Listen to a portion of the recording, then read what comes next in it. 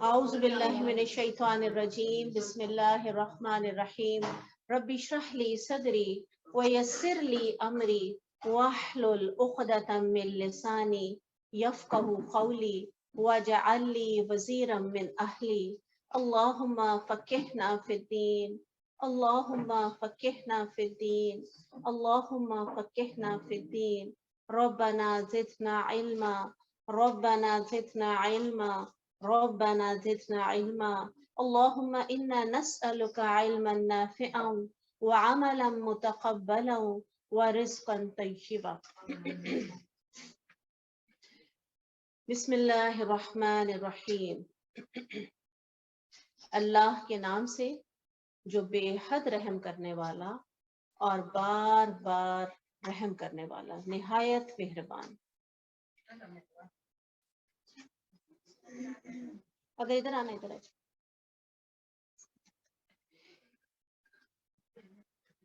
سورہ الفاتحہ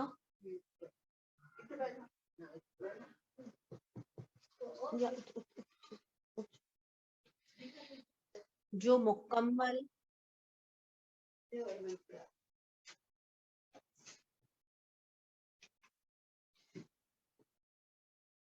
اعوذ باللہ من الشیطان الرجیم بسم اللہ الرحمن الرحیم سورہ الفاتحہ پہلی سورت قرآن کی کہ جو اکٹھی نازل ہوئی۔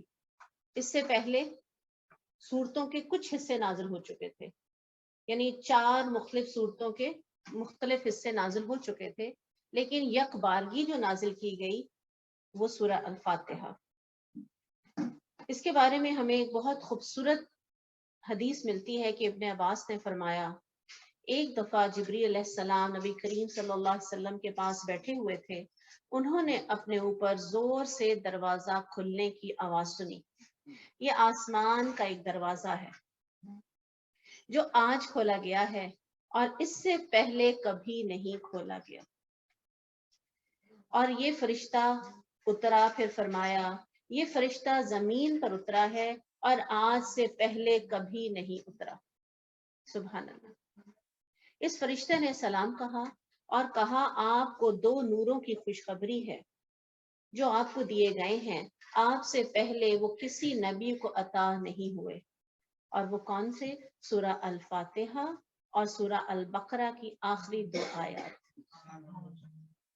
اور اگلی بات، آپ ان دونوں میں سے جو حرف بھی پڑھیں گے وہ چیز آپ کو ضرور عطا کر دی جائے گی، یعنی دعاؤں کے لیے بھی بہترین، اجر و ثواب کے لحاظ سے بھی بہترین۔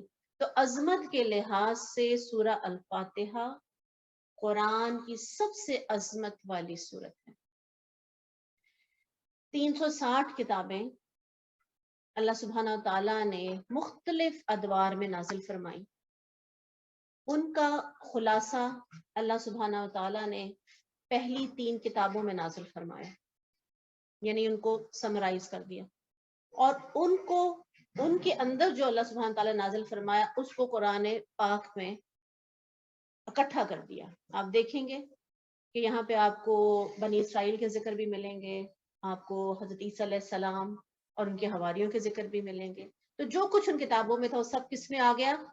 قرآن میں آ گیا۔ ان کتابوں کو پڑھنے کی اب ہمیں ضرورت نہیں۔ اور اس کے بعد جو کچھ قرآن میں نازل تھا وہ سورہ فاتحہ میں آ گیا، اور سورہ فاتحہ میں جو کچھ ہے وہ کس ایک آیت میں آ گیا؟ وہ 4تھی آیت ہے، اور وہ کیا ہے؟ ایاک نعبد و ایاک نستعین۔ یہ ہے نچوڑ جتنی کتابیں پہلی آئی ہیں کہ اے رب تیری عبادت کریں گے، اور جب کبھی ہمیں کسی بھی چیز کی ضرورت پڑے گی وہ صرف تجھ سے مانگیں گے، کسی اور سے نہیں مانگیں گے۔ تو پھر اس سورت کے کئی نام ہیں۔ سورہ فاتحہ، فاتحہ کیا ہے؟ فتح کس سے ہے؟ کھولنے والی، یہ قرآن کو کھولنے والی، یہ اللہ کی رحمتوں کو کھولنے والی۔ اور پھر اس میں دعا مانگی گئی، اہدنا الصراط المستقیم، اور کچھ نہیں مانگا گیا، ایک دعا ہے وہ مانگی گئی، جس کو ہدایت مل گئی اس کو سمجھے سب کچھ مل گیا، اس کو دنیا بھی مل گئی، اس کو آخرت بھی مل گئی۔ تو جو اس میں مانگا گیا اللہ سبحانہ تعالیٰ نے اس کے جواب میں ہمیں پورا قرآن عطا کیا. اور اگر آپ غور کریں یہ جو 7 آیات ہیں کہ جس طرح سے یہ ہم پڑھیں گے اس کی ایک ایک آیت بالکل اس کی ہی ایکسپلینیشن آپ کو پورے قرآن میں نظر آئے گی. جس طرح ڈویژن اس میں ہوئی بھی ہے نا, پہلے اللہ سبحانہ تعالیٰ کی تسبیح بیان کی گئی, اور پھر اللہ سبحانہ و تعالیٰ کی تمجید بیان کی گئی, اور اس کے بعد اللہ سبحانہ تعالیٰ سے سوال کیا گیا, اور پھر 3 جو آخری وہ کیا ہے کہ اللہ تو ہمیں ہدایت دینا اور ہمیں ان لوگوں کے راستے پہ چلانا کہ جن سے تو راضی ہے. یعنی وہ کون ہے؟ وہ انبیاء ہیں, وہ صالحین ہیں, وہ شہداء ہیں جن سے اللہ راضی ہے, صحابہ کرام ہیں. تو اے رب کائنات ہمیں وہ راستہ دینا جن سے تو ناراض ہوا, وہ کون ہے؟ ان سے ہمیں ان کے راستے پہ نہ چلانا.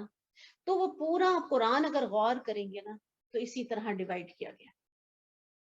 ہدایت کے لیے اللہ سبحانہ تعالیٰ نے یہ بھیجی ہے, اور پھر مختلف انداز میں اللہ سبحانہ تعالیٰ نے ہمیں مختلف مثالیں دے دے کر سمجھایا. تو فاتحہ, اور پھر اس کے علاوہ بڑی خوبصورت نام کہ سورہ شفا بھی ہے, یعنی روحانی بیماریوں کا بھی علاج ہے. حتیٰ کہ یہاں تک ایک صحابہ تھے, وہ کہیں سے گزر رہے تھے, کو دیکھا وہاں پہ کہ ایک شخص ہے اس کو بیڑیوں سے باندھا گیا. انہوں نے ان کے اوپر کچھ دن دم کیا. جو پاگل شخص تھا, روحانی بیماری ہے نا, جو مینٹلی پرابلم ہے, وہ شخص ٹھیک ہو گیا جو زنجیروں میں باندھا گیا. پھر جو دوسری مثال ہمیں ملتی ہے وہ جسمانی عارضوں کے اندر, بیماریوں کے اندر, یا بچھو کے ڈسے کا بھی ہمیں ملتا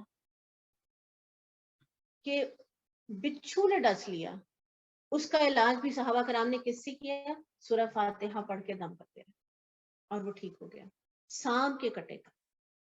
اور اسی طرح ایک اسکالر کا بڑا خوبصورت ایک لیکچر آیا تھا, وہ کہتے ہیں کہ میری بیٹی کی کمر کی ہڈیاں ٹوٹ گئی تھی, ناک کی ہڈیاں ٹوٹ گئی تھی, اور ڈاکٹرز نے کہا کہ اس کے بچی کے کئی آپریشن ہوں گے. کہتے ہیں میں نے کہا کہ مجھے کچھ دن دے دیجیے. کہتے ہیں میں ہاسپٹل چلا جاتا تھا, اس کے پاس کھڑا ہو کے میں لگاتار 2-3 گھنٹے سورہ فاتحہ کا دم کرتا. اصل چیز کیا ہے؟ ایمان. کہتے ہیں میں کرتا رہا 15-20 دن بعد, ڈاکٹرز حیران رہ گئے کہ وہ جو کمر کی ہڈی آپ مجھے بتائیں معجزہ ہے کہ نہیں, اور وہ اپنی جگہ پہ آ کے جڑی. تو یہ ایسا اس کے اندر اللہ سبحانہ تعالیٰ نے اثر رکھا ہے. اب سوچیں نا کہ 360 کتابیں جو اللہ کا کلام ہے ان کو سمرائز کیا گیا, کتنی مختصر سی ہے. دم کرنا کتنا آسان ہے. تو روحانی بیماریوں کا علاج بھی ہے, جسمانی بیماریوں کا علاج بھی ہے, اجر و ثواب بھی ہے. 7 مسانی, اس کے بغیر, اس کا سب سے پہلے کیا, نماز ہی ادا نہیں ہوتی اس کے بغیر, اللہ قبول ہی نہیں کرتے نماز. اور پھر اس کے اندر اللہ سبحانہ و تعالیٰ نے یعنی ہماری ہدایت کے لیے اللہ سبحانہ تعالیٰ نے اتنی خوبصورت دعا, اور ان کا راستہ اللہ ہمیں بچانا کہ جن سے تو ناراض, اس کو اللہ سبحانہ و تعالیٰ نے دکھایا. ہم آج اپنی جھلک دیکھیں گے جن سے اللہ سبحانہ تعالیٰ ناراض ہوا نا.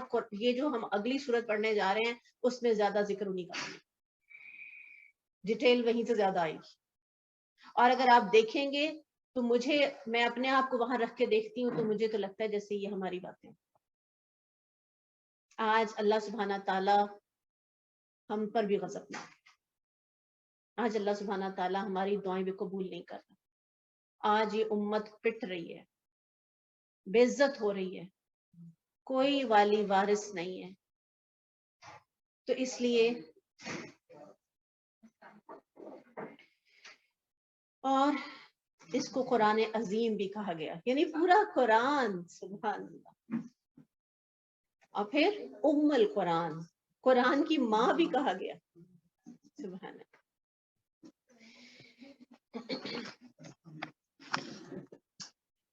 اور پھر ایک اور خاص خصوصیت ہے اس سورت کی کہ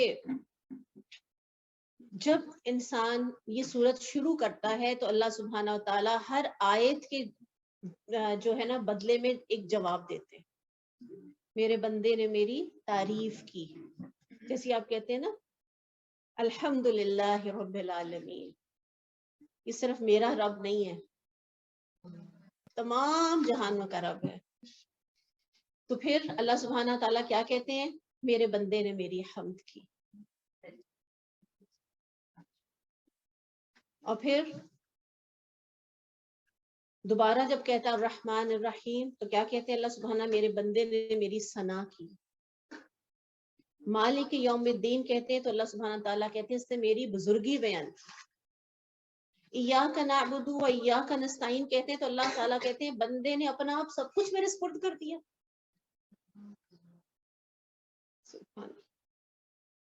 اور پھر اللہ سبحانہ تعالیٰ کہتے ہیں یہ میرے اور میرے بندے کے درمیان ہے، جو کچھ میرے بندے نے سوال کیا اس کو عطا کیا جائے گا.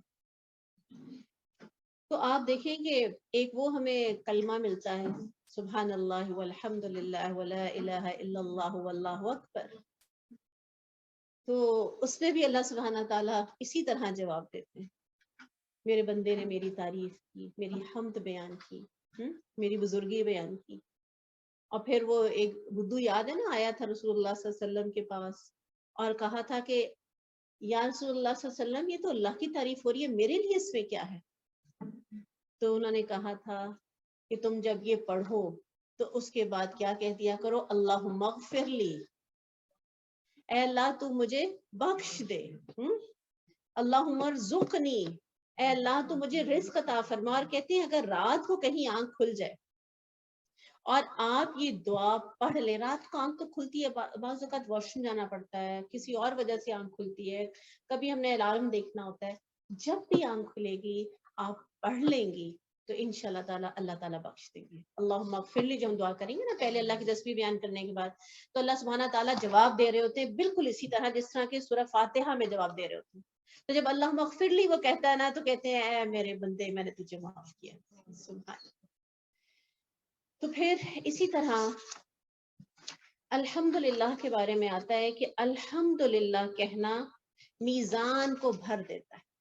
یعنی 7 زمینیں 7 آسمان اگر آپ پلڑے میں رکھ دیں تو وہ نہیں بھرتا. ایک الحمدللہ کہہ دینا اس پلڑے کو بھر دیتا ہے. الحمدللہ. اور ہر نبی کی آپ دعائیں دیکھیں، آپ کو قرآن میں ملیں گی تو ان میں سے اکثر الحمدللہ سے شروع ہوتی ہیں. اور اہل جنت جب جنت میں جائیں گے تو وہ بھی جا کر کیا کہیں گے؟ الحمدللہ الذی اذهب الحزن. ہم سے اللہ کا شکر کہ اس نے ہم سے غم کو دور کر دیا. آخری کلام جو ہوگا میدان حشر میں، جو خاتمہ ہوگا سب حساب کتاب کا، وہ بھی کیا ہوگا؟ الحمدللہ رب العالمین. کیوں؟ کہ اللہ نے عدل فرمایا، اللہ نے کسی کے ساتھ زیادتی نہیں کی.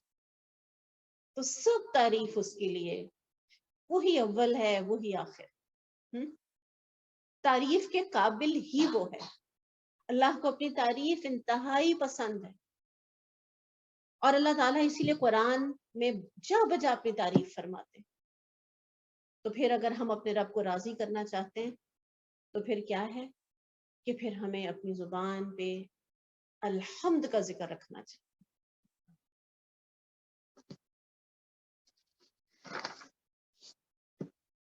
الحمدللہ رب العالمین. سب تعریف اللہ کے لیے جو سارے جہانوں کا پالنے والا ہے.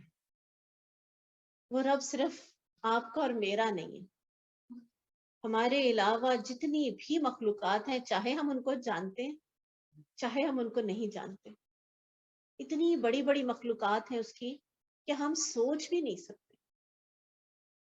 یعنی آپ یوں سوچیں کہ اللہ سبحانہ تعالیٰ کا عرش اتنا بڑا ہے کہ اس کے سامنے یہ 7 آسمان ایسے ہیں کہ جیسے کسی نے چھلا کسی جنگل بیابان میں پھینک دیا، اس کو کوئی ڈھونڈ نہیں سکتا. کیسی تعریف ہونی چاہیے اس کی. میں کہتی ہوں بد نصیب لوگ ہیں جو اپنے رب سے دور. پہلے تو میں پریشان تھی بچوں کو باہر بھیجنے کے لیے کہ بھئی بچے باہر جاتے ہیں تو ایتھیسٹ ہو جاتے ہیں. میری بھتیجی سے پچھلے دنوں میں بات ہو رہی تھی, کہتی ہے میرے ساتھ 3 ایتھیسٹ پڑے ہیں. مسلمانوں کے بچے ایتھیسٹ ہو رہے ہیں, پاکستان میں رہ کے ایتھیسٹ ہو رہے ہیں. اتنی تیزی سے یہ فتنہ ابھر رہا ہے نا کہ ہمیں اس کا احساس ہی نہیں. کیسے انسان زندگی گزار سکتا ہے رب کے بغیر, کیسے سکون ملتا ہے. آپ دیکھیں کہ ہمیں تو ایک جیسے ہی رب سے تعلق بنتا ہے تو ایسے لگتا ہے کہ جیسے میں دنیا کی سب سے خوش قسمت ترین عورت ہوں. اور پھر اے اللہ تو بالکل ویسا ہے جیسا میں چاہتی ہوں یا میں چاہ سکتی تھی. کون سی ایسی کوالٹی ہے کہ جو ہم کہیں گے کاش یہ رب میں ہوتی. وہ ہماری سوچوں سے بھی زیادہ بہترین ہے. جب آپ پکاریں گے, جب وَإِذَا سَأَلَكَ عِبَادِي فَإِنِّي قَرِيبٌ, جب میرے بندے چاہے دن کو چاہے رات کو, وہ تو ہماری پکار سننے کے لیے منتظر ہے. ہم بے وقوف ہیں جو چھوٹے چھوٹے مسئلوں کو لے کے اس ذات کو بھولے بیٹھے ہیں. تو اصل بات کیا ہے کہ رب تو بالکل ویسا ہے کہ جیسا میں چاہتی ہوں مجھے ویسا بنا دے جیسا تو چاہتا ہے. یہ قرآن اللہ سبحانہ تعالیٰ نے ہمیں اسی لیے دیا کہ اللہ کی رضا کا پتہ چلے, اللہ کن لوگوں سے خوش ہوتا ہے. اور جس طرح آپ ڈیپلی قرآن کو پڑھیں گے تو میں نے اپنے رب کو بہت محبت کرنے والا پایا. شاید اتنی محبت کرنے والا دنیا میں اور کوئی نہیں ہو سکتا. اس کو منانا دنیا کا آسان ترین کام. اگر اس کو ہم ناراض کرتے ہیں تو ہم سے زیادہ بے وقوف کوئی نہیں. اور جو ایتھیسٹ ہیں مجھے تو ان کی بد نصیبی پہ رونا آتا ہے کہ ہم تو اپنے رب کے آگے سجدہ کر لیتے ہیں, اس سے دعا مانگ لیتے ہیں, پرسکون ہو جاتے ہیں, اپنا غم اس کو بتا کے ہلکے نہیں ہو جاتے. اور جب وہ کہتے ہیں کوئی ہے ہی نہیں, سب کچھ خود بخود بن گیا, خود ہی چل رہا ہے, خود ہی ختم ہو جائے گا. ہمارے ساتھ تو ہمارا رب ہوتا ہے. کبھی آپ اکیلی ہو, تنہا ہو, کبھی گاڑی خراب ہو جائے, کبھی کسی طرح کی پریشانی, آپ اکیلی ہیں, تب بھی آپ کو پتا ہے کہ ان اللہ معنا, ایک یقین ہوتا ہے انشاءاللہ میرا رب اس پریشانی سے مجھے نکال لے گا. اور ویسا ہی ہوتا ہے, غیب سے مدد آ جاتی ہے. تو اس رب کا شکر کہ جو تمام جہانوں کا رب ہے, سب کو پالنے والا ہے. ایک مچھلی ہے نا, ویل, 33,000 کلو اس کی خوراک ہے ایک دن کی. 33,000 کلو ایک مچھلی کھا رہی ہے. اور وہ کوئی پتھر نہیں کھا رہی, وہ کوئی پتے نہیں کھا رہی, وہ بھی مچھلیاں ہی کھا رہی ہے. ذرا تعداد آپ سوچ لیں کہ کتنے ہزاروں مچھلیاں وہ کھا رہی ہے, یا چھوٹے کوئی کیڑے وغیرہ ہوں گے, یا جو بھی اس کی خوراک ہے. تو آپ تصور کریں پھر کس طریقے سے وہ تمام مخلوقات کی ضروریات کو پورا کر رہا ہے. میں کیوں نہ اس کا شکر ادا کروں. اور جیسے الحمد آیا نا, حمد جو ہے اس میں شکر بھی ہے, اس میں تعریف بھی ہے, اس میں مدح بھی ہے, یعنی سب کچھ اس میں آ گیا. دنیا میں عموماً ہم کسی کا شکر کر رہے ہوتے ہیں یا کسی کی ہم تعریف کر رہے ہوتے ہیں, تو الحمد اور پھر ال لگ گیا, خاص تعریف, عام تعریف نہیں, ایسی تعریف کسی اور کی نہیں جا سکتی. الحمدللہ, اللہ کا نام آ گیا. اور اللہ کا جب نام آ جاتا ہے اس میں اس کے جو 99 نیمز ہیں ان کی ساری صفات آ جاتی ہیں. یہ نام ایسا ہے جو کائنات میں کسی اور کا نہیں ہے. اللہ جب آپ کہتے ہیں تو ایسا لگتا ہے دل بھر سا گیا, خوشی سی محسوس ہوتی ہے. الحمدللہ.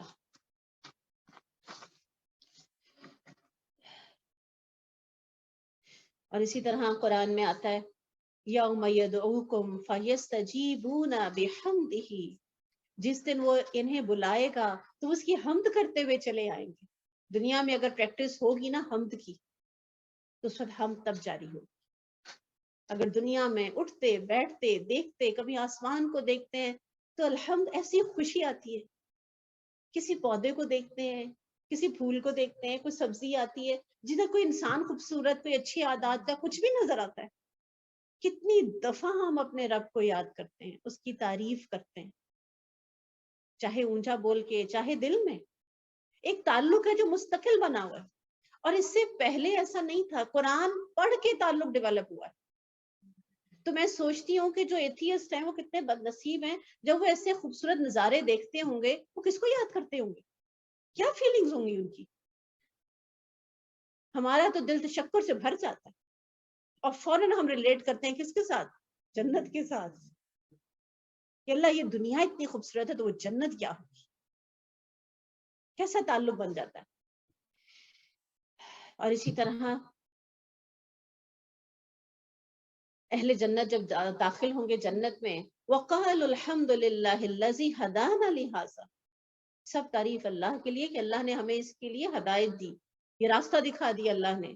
وَمَا كُنَّا لِنَهْتَدِيَ لَوْلَا أَنْ هَدَانَا اللَّهُ، اور ہم کبھی ہدایت نہیں پا سکتے تھے اگر اللہ ہمیں ہدایت نہ دیتا. تو ہر موقع پہ الحمدللہ. اور اسی طرح قرآن میں آتا ہے لا ان شکرتم لازیدنکم، اگر تم شکر کرو گے تو میں اور زیادہ. اب بارش اتنے عرصے بعد آئی ہے تو ابھی بھی اگر ہم کہیں ہائے بارش آ گئی، کتنی بد نصیبی ہے. اللہ تو اپنی رحمت کی ڈال، جنہوں نے خوش ہونا نا انہوں نے ہر بات پہ خوش ہونا، میرے رب کا فیصلہ. اور جس نے ناشکری کرنی ہے اس نے ہر حال میں ناشکری کرنی ہے. رسول اللہ صلی اللہ علیہ وسلم نے فرمایا افضل ذکر لا الہ الا اللہ. افضل ذکر کیا ہے؟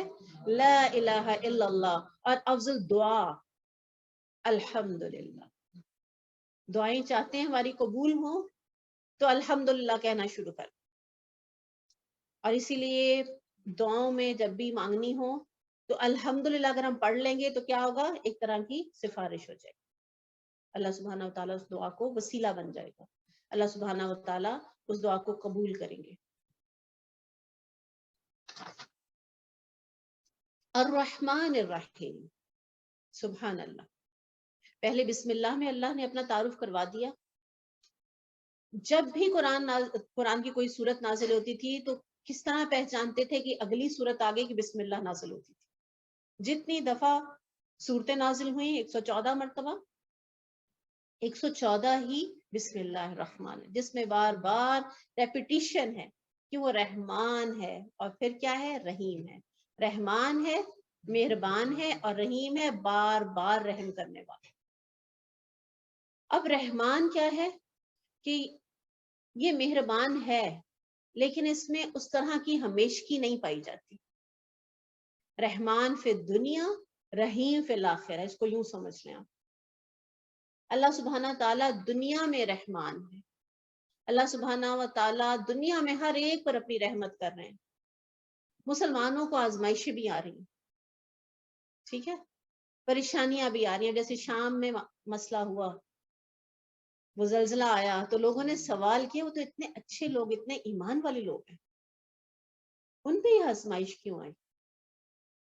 تو پھر اس کے لیے ہمارے پاس ایک حدیث موجود ہے کہ اللہ سبحانہ و تعالیٰ انسان کو اس کے ایمان کے مطابق آزماتے ہیں. جس کا ایمان جتنا مضبوط ہوتا ہے نا اس پہ اتنی بڑی آزمائش آتی ہے. لیکن ان کا ایمان کیا ہے؟ اس سے وہ کم نہیں ہوتا اور بڑھ جاتا ہے. اللہ سبحانہ تعالیٰ جانتے ہیں کہ میرا بندہ اس کو برداشت کر سکے گا یا نہیں، وہ آزمائشیں نہیں ڈالتے، وہ نہیں چاہتے کہ بندہ پیچھے ہٹ جائے. تو بڑے واقعات انشاءاللہ ان کو ہم آگے دیکھیں گے کہ جو شام میں ہم نے دیکھے ہیں. تو الرحمن ہے، اور رحیم کا کیا مطلب ہے؟ بار بار رحم کرنے والا. اللہ سبحانہ تعالیٰ کی 99 رحمتیں ہیں. ایک رحمت اللہ نے دنیا میں نازل کی ہے جس کی وجہ سے ماں اپنے بچے سے محبت کرتی ہے. وحشی جانور درندے اپنے بچوں سے محبت کرتے ہیں. دوسرے کا بچہ وہ ہڑپ کر سکتے ہیں, اپنے بچے کو اسی طرح پیار کرتے ہیں. اور باقی 100 رحمتیں, اس میں سے ایک رحمت اللہ نے دنیا میں اتاری اور 99 اللہ نے کہاں کے لیے سنبھال کے رکھی؟ وہ پھر کیا ہوگا؟ وہ رحیم ہوگا, وہ رحیم ہوگا. اور اللہ سبحانہ و تعالیٰ انسان کی نیکیوں کو اتنا بڑھا دیں گے کہ ہم حیران ہی رہ جائیں گے, ہم نے تو اتنی نیکیاں نہیں کی. اس کی وجہ کیا ہے کہ وہ رحیم ہے. لیکن ایک چیز, ریلیکس مت ہوں, دنیا میں کافر کو بھی مل رہا ہے, مسلمان کو بھی مل رہا ہے, لیکن آخرت میں صرف مومنوں پر اللہ مہربان ہوگا, مسلمانوں پہ مہربان نہیں ہوگا. جو لوگ ایمان لائے اور عمل صالح کی نا, اللہ سبحانہ تعالیٰ ان پہ مہربان ہوگا. اس لیے ہم لوگ پھر بہت زیادہ ایزی لینے لگتے ہیں کہ اللہ ہے نا, وہ معاف کر دے گا. تو اللہ سبحانہ تعالیٰ بہت انصاف والا, بہت عدل والا.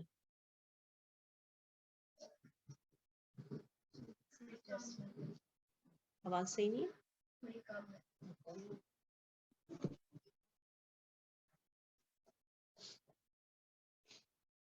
پوچھ کے بتائیے. مالک یوم الدین, بدلے کے دن کا مالک ہے.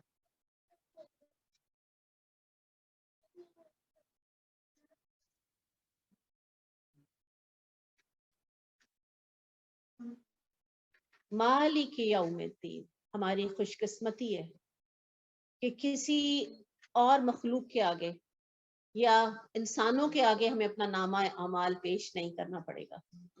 اس کے آگے پیش کریں گے کہ جو غیب کو جاننے والا ہے, جو ہمارے مسائل کو ہم سے زیادہ سمجھنے والا ہے, اور نہایت رحیم اور کریم ہے.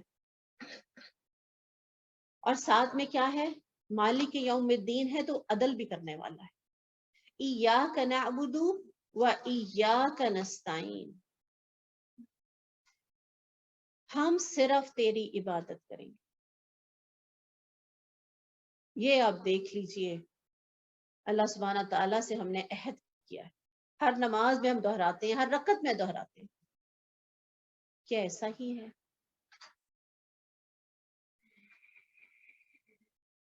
ہم آج لا الہ کہنے والے بھی ہمیں اندازہ ہی نہیں ہے کہ کس طریقے سے شرک ہمارے اندر آ چکا ہے.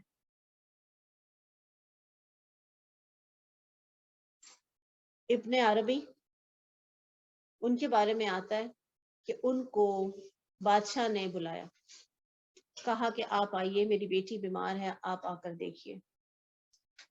وہ جب آئے تو کہا یہ تو اسرائیل آ چکے ہیں. انہوں نے کہا کہ یہ تو بچنا مشکل ہے. بادشاہ کہتے ہیں کہ پاؤں میں گر گیا. اس نے کہا کہ خدا کے لیے میری بچی کو بچا لو. انہوں نے کہا کہ اچھا پھر ایسا کرتے ہیں کہ میں اس کو اپنے گھر لے جاتا ہوں. وہاں گئے, وہاں پر ان کی بیٹی تھی. کہا اسرائیل سے, اسرائیل تم اس کی جان نکال لو. وہ بچی وہیں مری, گری اور مر گئی, اور بادشاہ کی بچی ٹھیک ہو گئی.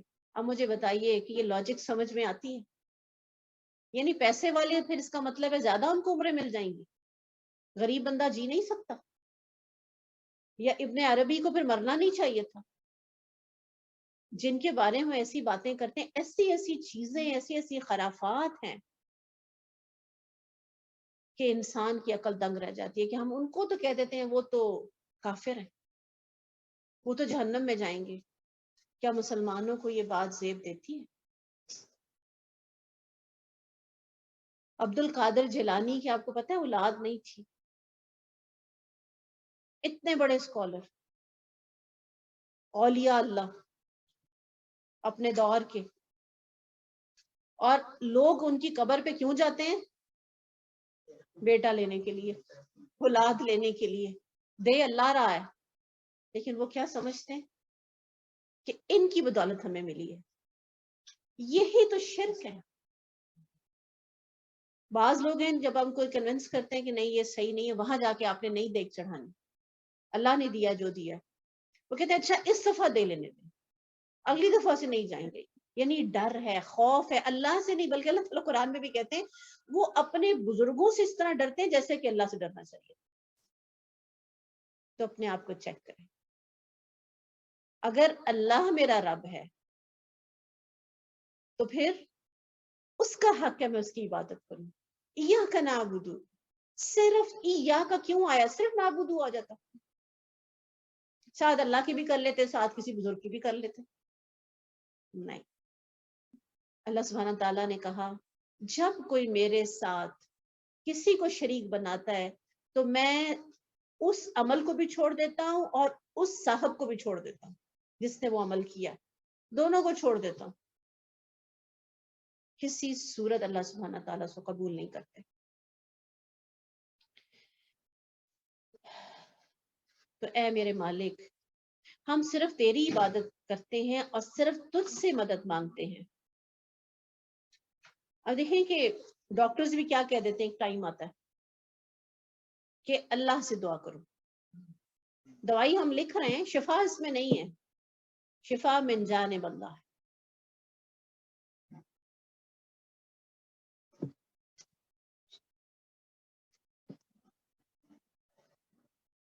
اسی طرح کسی کی اگر آپ کو ضرورت پوری کر دیتے ہیں،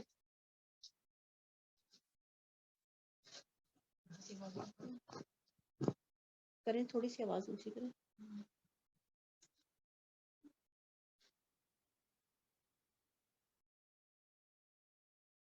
اگر کوئی ہمیں وقتی طور پہ ہماری مدد کر دے تو کیا اس کے دینے سے ہم غنی ہو جاتے ہیں؟ نہیں. تو اصل بات کیا ہے؟ ہر چیز اس کے اختیار میں ہے. کوئی وقتی طور پہ ہماری مدد کر دے گا لیکن مکمل اختیارات کس کے اختیار میں؟ وہ بھی اس کو بھی کس نے عطا کیا؟ اللہ سبحانہ تعالیٰ نے عطا کیا. اہدنا الصراط المستقیم، سب سے خوبصورت دعا. اپنی دعاؤں میں اس دعا کو خاص سب سے اوپر رکھ لیں کہ اللہ تو ہمیں بھی ہدایت دے، ہماری اولادوں کو بھی ہدایت دے، ہمارے بہن بھائیوں کو، ہمارے عزیز و اقارب کو. جن کو ہدایت مل گئی وہ ہمارے، جن کو ہدایت نہیں ملی وہ ہمارے نہیں. یہ چند سانسوں تک وہ ہمارے ہیں. اگر ہم چاہتے ہیں نا کسی سے ہمیں محبت ہے تو پھر اس کو اگلا اپنا ساتھی بنائے اگلی زندگی کا، اور ہدایت کے بغیر وہ ہمارا ہمیشگی کا ساتھی بن نہیں سکتا. اس لیے اس کے لیے ہمیں کوشش بھی کرنی ہے، عملی کوشش بھی کرنی ہے، دعائیں بھی کرنی ہے اور عملی کوشش بھی کرنی ہے.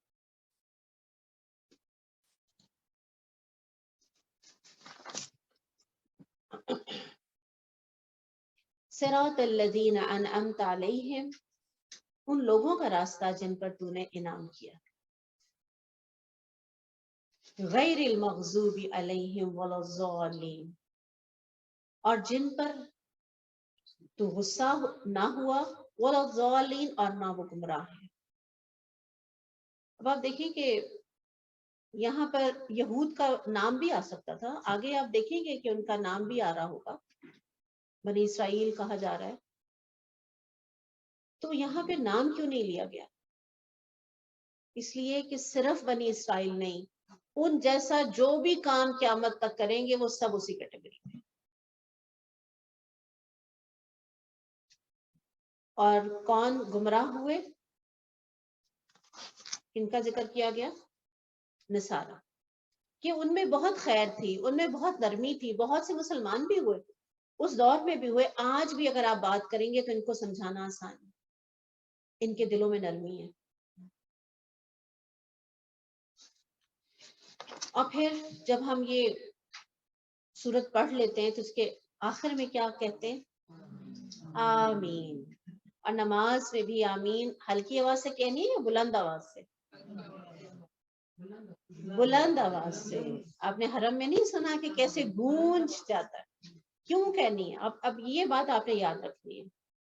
حضرت عائشہ سے روایت ہے کہ رسول اللہ صلی اللہ علیہ وسلم نے فرمایا یہودیوں نے تم پر کسی چیز پر اتنا حسد نہیں کیا جتنا انہوں نے آمین کہنے پر کیا. ہم دعا مانگ رہے ہیں، ہدایت مانگ رہے ہیں، اللہ ہمیں ان جیسا نہ بنانا. تو سب سے زیادہ حسد ان کو اس بات پہ، اور دوسرا سلام کرنا. جب ہم ایک دوسرے کو سلامتی کی دعائیں دیتے ہیں نا، اور اللہ سبحانہ تعالیٰ ان کو قبول بھی کرتے ہیں، خوش بھی ہوتے ہیں، تو اس پر ان کو سخت قسم کا حسد ہوتا ہے. سورہ البقرہ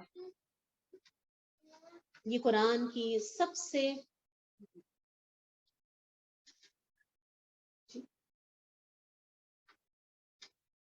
اس میں کر لوں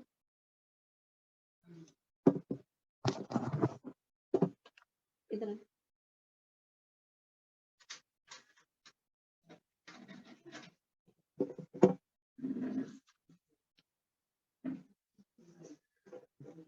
اب یہی ہے.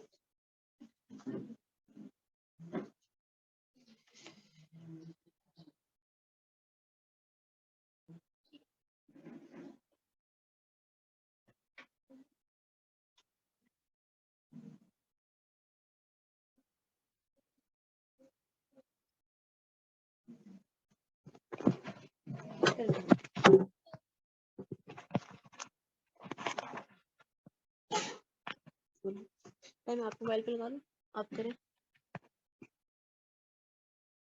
لنک تو نکالو، لنک نکالو. اس کے مائک کو اس کو والیوم کرو. نمشا بھی اسٹاپ کر لیں گے. الرحیم الف لام میم. سورہ البقرہ یہ قرآن کی سب سے لمبی سورت ہے، اور رسول اللہ صلی اللہ علیہ وسلم نے فرمایا جس نے یہ پہلی 7 صورتیں حاصل کر لی وہ بہت بڑا عالم دین بن گیا. حضرت ابو بکر صدیق کے بارے میں آتا ہے کہ انہوں نے کئی سال سورہ بقرہ کو سیکھنے میں لگائے تھے، اور اس کے بعد انہوں نے 100 کے قریب اونٹ ذبح کیے تھے خوشی میں کہ الحمدللہ میں نے ان کا علم حاصل کر لیا. اتنے احکامات اس میں آ رہے ہیں اور اتنے اہم احکامات. پھر آگے قرآن میں بھی وہ ہمیں ان کی ڈیٹیل ملے گی، لیکن یہاں پہ بہت تیزی کے ساتھ آئیں گے. رسول اللہ صلی اللہ علیہ وسلم نے اسے سنام القرآن، قرآن کی کوہان قرار دیا. جیسے اونٹ کی کوہان ہوتی ہے نا، بڑی پرومیننٹ ہوتی ہے، اسی طرح یہ سورت بہت خاص ہے، بہت پرومیننٹ ہے. اور خاص طور پہ کس کام کے لیے پڑھی جاتی ہے کہ آپ صلی اللہ علیہ وسلم نے فرمایا اپنے گھروں کو مقبرے نہ بناؤ. یقیناً شیطان اس گھر میں داخل نہیں ہوتا جس میں سورہ البقرہ کی تلاوت ہوتی رہے. ایک اور روایت میں ہے شیطان اس گھر سے بھاگ جاتا ہے. اور جیسے کہ یہ جادو ٹونا اس کے لیے بھی بہترین ہے کہ اس کو کثرت سے لیکن اونچی آواز میں پڑھا جائے، یا اس کی تلاوت گھر میں لگا دی جائے.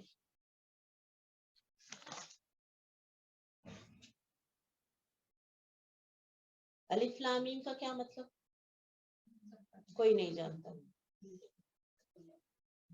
حروف مقطعات کوئی نہیں جانتا، لیکن یہ نازل کر کے عرب کو یہ بتایا کہ دیکھو یہ وہی حروف تہجی ہیں جن کو تم سب جانتے ہو، انہی سے ہم نے قرآن نازل کیا ہے.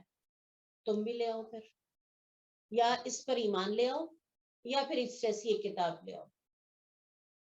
ذالک الکتاب لا ریب فیہ، یہ وہ کتاب ہے جس میں کوئی شک نہیں، نہ کوئی کمی ہو سکتی ہے نہ کوئی اضافہ ہو سکتا ہے. جو اللہ سبحانہ تعالیٰ نے لکھ دیا وہ ہمیشہ ہمیشہ ایسے ہی رہے گا.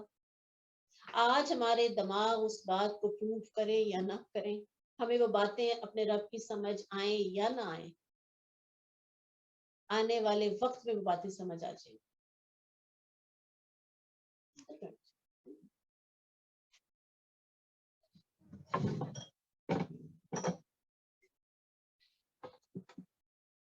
اچھا، اس میں کوئی شک نہیں. ہدی للمتقین، اب یہاں پر دیکھ لیں ہر ایک کو یہ ہدایت نہیں دے گی. کس کو ہدایت دے گی؟ متقین، جن کے دلوں میں تقوی ہوگا، جن کے دلوں میں اللہ کا ڈر بھی ہوگا اور اس کا خوف بھی ہوگا.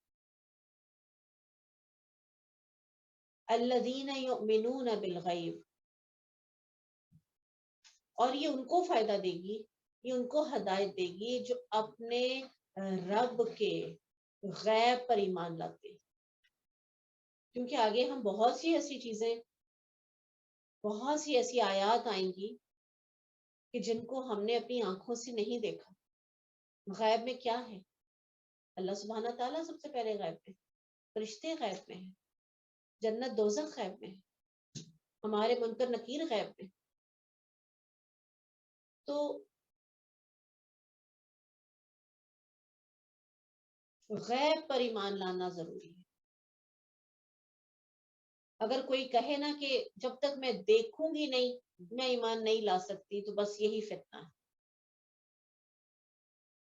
اب جیسے ڈاکٹر کے پاس ہم جاتے ہیں دوائی لینے کے لیے، وہ ہمیں جو بھی لکھ دیتا ہے ہم وہ لے کے کھانے لگ جاتے ہیں. ہمیں یقین تو نہیں ہوتا نا، یا ہمیں اس سے پوچھنے کی ضرورت تو نہیں ہوتی کہ یہ ٹھیک ہی کرے گی، یا بعض اوقات ہم دوائی کھاتے ہیں ریئیکشن ہو جاتا ہے، بالکل الٹ بیٹھ جاتا ہے، ایمرجنسی میں لے کے جانا پڑتا ہے. تو اس لیے دنیا اس طرح نظام چل ہی نہیں سکتا. اگر کوئی ہماری مشینری خراب ہوگی یا گاڑی خراب ہوگی، وہ کہیں گے اس کو چھوڑ دیں. اب آپ کہیں نہیں نہیں میں تو نہیں چھوڑ سکتی.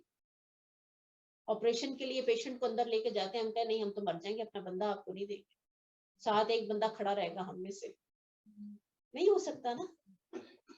اگر ہم انسانوں پر بھروسہ کر لیتے ہیں تو پھر جو رب ہمیں کہہ رہا ہے اس پہ ہم بھروسہ کیوں نہیں کرتے؟ ہدایت مانگی تھی تو پھر جو رب کہے گا. ہماری سمجھ میں ابھی نہیں آ رہا جنت کیسے ہو سکتی ہے. بہت سے لوگ اس بات پہ اعتراض کر دیتے ہیں، شاید کوئی خوابی بات ہو، کوئی خیالی بات ہو.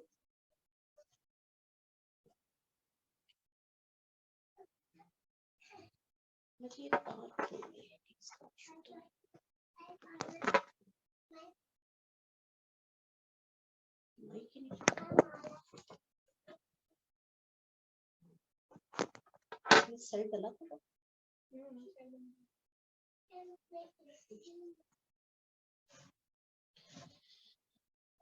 کوئی یہاں پہ ریکارڈنگ کر رہا ہے.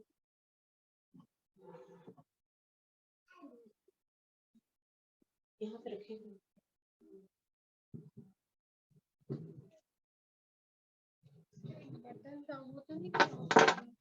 دیکھو.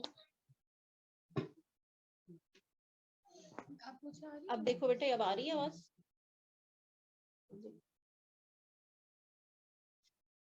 الذین رزقناہم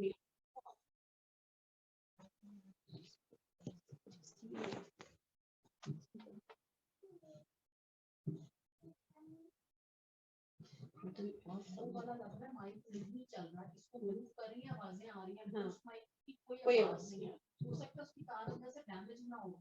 دیکھو اب اس کو آن کیا. نہیں ویسے وہ آن نہیں تھا. میسج کیا کہ باتیں نہیں کر رہے، ریکارڈنگ چل رہی ہے، تو دوبارہ چیک کریں بھائی.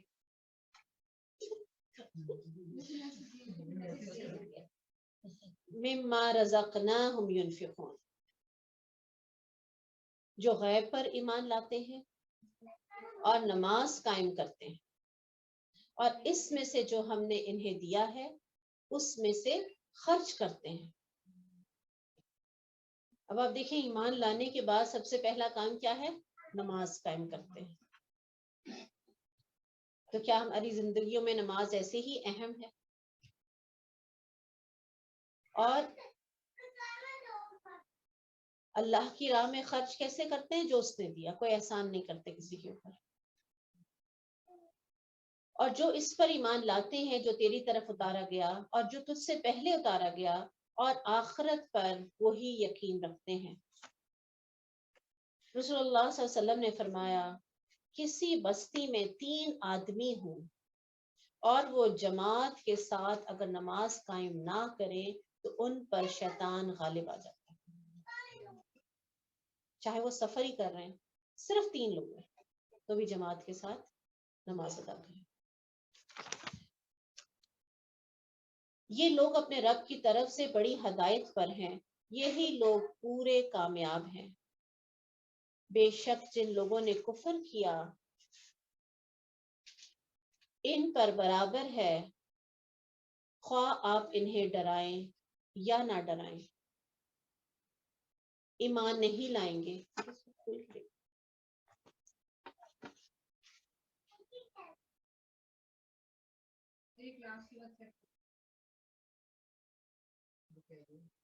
تیری مائک آن نہیں ہے.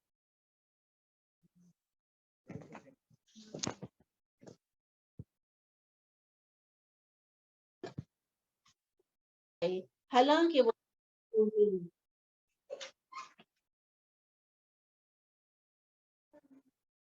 اللہ سے دھوکہ بازی کرتے ہیں, ان لوگوں سے جو ایمان لائے حالانکہ وہ اپنی جانوں کے سوا کسی کو دھوکہ نہیں دے رہے. وہ شعور نہیں رکھتے, ان کے دلوں میں ایک بیماری ہے. فزادہم اللہ مرضا, اور اللہ نے انہیں بیماری میں بڑھا دیا. وہ اللہ کے ساتھ چیٹ کر رہے تھے. یہ کن کا ذکر ہے یہاں پر؟ منافقین کا. وہ اللہ کو دھوکہ دے رہے تھے, وہ اپنے آپ کو بڑا سمارٹ سمجھ رہے تھے. تو اللہ سبحانہ تعالیٰ کیا کہتے ہیں, بس ٹھیک ہے, اگر تمہیں یہ راستہ پسند ہے, ہدایت مل جانے کے بعد, کلمہ پڑھ لینے کے بعد, رسول اللہ صلی اللہ علیہ وسلم کا ساتھ مل جانے کے بعد, صحابہ کرام کی اتنی بڑی بڑی قربانیاں دیکھ لینے کے بعد بھی اگر دل سے اسلام قبول نہیں کیا تو پھر جاؤ جدھر جانا چاہتے ہیں. تو اللہ سبحانہ تعالیٰ نے ان کی جو بیماری تھی نفاق کی, اس کو پھر مزید بڑھا دیا, جو جس طرف جانا چاہے. اور ان کے لیے دردناک عذاب ہے اس وجہ سے کہ وہ جھوٹ کہتے ہیں.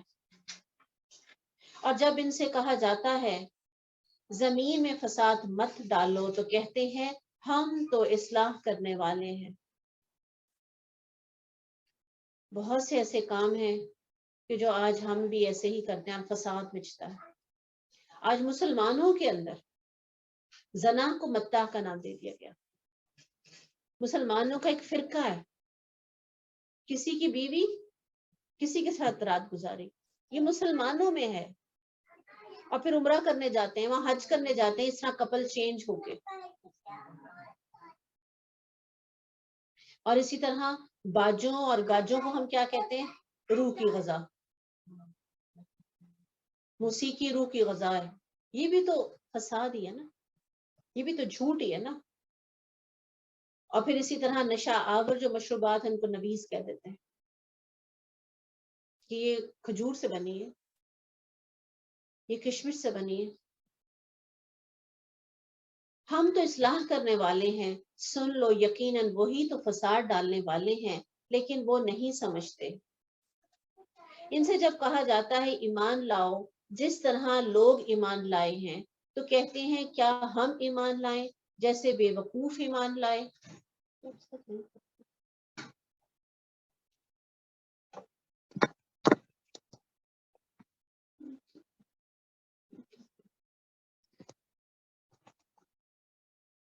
مجھے اپنا موبائل دے دیں, موبائل چینج کریں.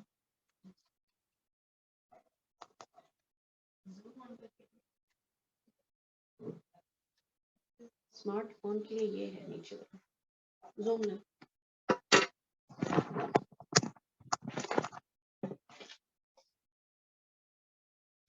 نکالے.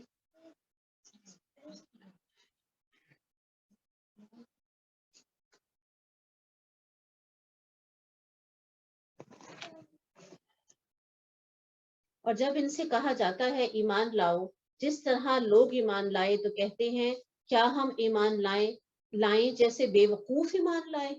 نہ اس پہ صحابہ کرام کو بے وقوف کہہ رہے ہیں. سن لو بے شک وہ خود ہی بے وقوف ہیں لیکن وہ نہیں جانتے. جب وہ ان لوگوں سے ملتے ہیں جو ایمان لائے تو کہتے ہیں ہم ایمان لے آئے, اور جب اپنے شیطانوں کی طرف اکیلے ہوتے ہیں تو کہتے ہیں بے شک ہم تمہارے ساتھ ہیں, ہم تو صرف مذاق اڑانے والے ہیں.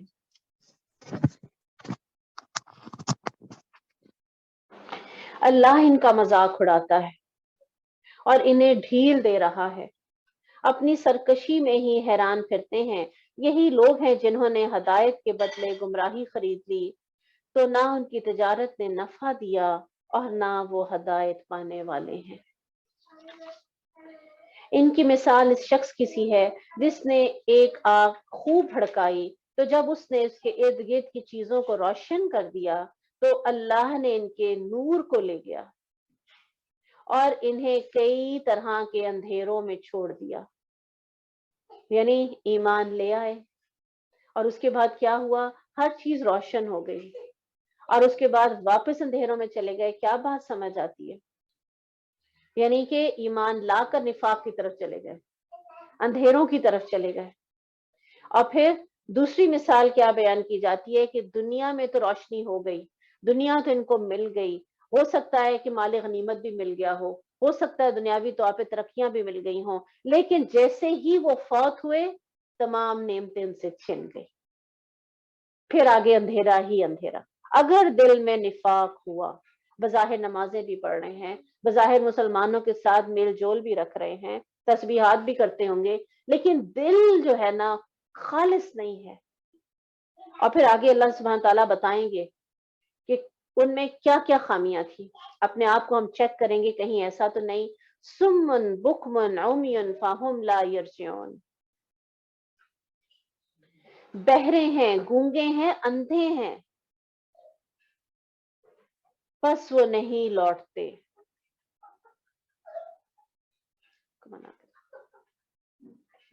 ان کو کہیں بچے لانے کی اجازت نہیں، ان کو بتا دیں۔ او کصیب من السماء فیہ ظلمات ورعد وبرق، جیسے آسمان سے اترنے والی بارش جس میں کئی اندھیرے ہیں۔ بارش بظاہر تو رحمت لاتی ہے، لیکن کیا ہے؟